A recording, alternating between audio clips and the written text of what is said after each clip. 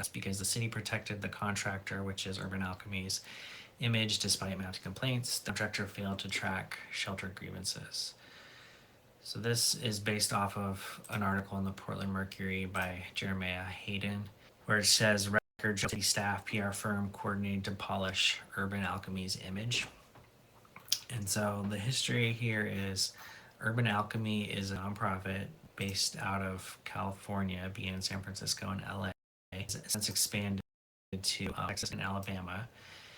And they first came to Portland in 2023 when the city council and mayor gave approval to give them $50 million to manage shelter sites.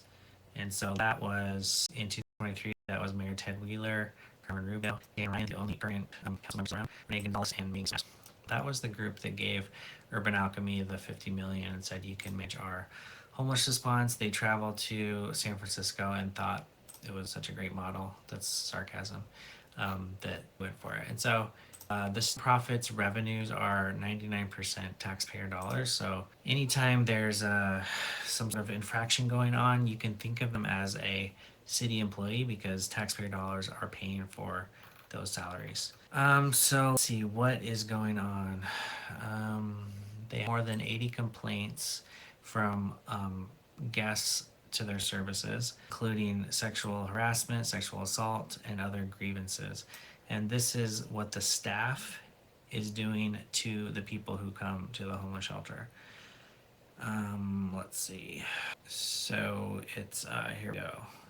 Complaints of unsanitary conditions, allegations that the staff stole guest personal items, multiple claims that staff sexually harassed or sexually assaulted guests, and retaliation against guests who filed complaints. So these are people who work for Urban Alchemy that are sexually assaulting, stealing those things, and other articles that has also done, where it outlines part of their thing. They pride themselves on hiring formerly incarcerated people to run the shelter sites. And even before they came to Portland, they faced legal complaints that they provide adequate staff training and may perpetuate prison dynamics, which could be the reason why the staff is doing like sexually harassing people and, in return for goods and services. And this was a Portland City employee, be completely unacceptable as a way that the employee should behave, but because it's a nonprofit, I guess it's okay. It's actually okay. And then the profit Urban Alchemy says that they have a grievance policy, but there was a lapse on our end as it relates to the policy, but we stopped using it. So basically, it's happening to the homeless people in shelters, and they don't even have a way for people without complaints. If this was a city employee, it would be unacceptable, but it is in effect a city employee because all of the taxpayer dollars is what funds Urban Alchemy, so they should be treated as city employees, in my opinion. And then here's the part about blurring the line, where it's where the profit is actively working with the city to craft a PR image in an attempt to look better. And you can understand from the city's perspective why they would do that, which is like, well, is providing the majority of the homeless sites in Portland. So in effect, they are doing the work for the city of Portland.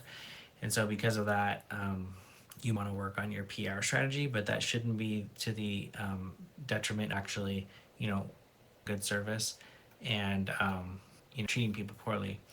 And so here's one example here where the Alchemy people are like, we'd love to pitch a story about how law enforcement leaders across the country are backing our model as a real on-the-ground solution to improving public safety.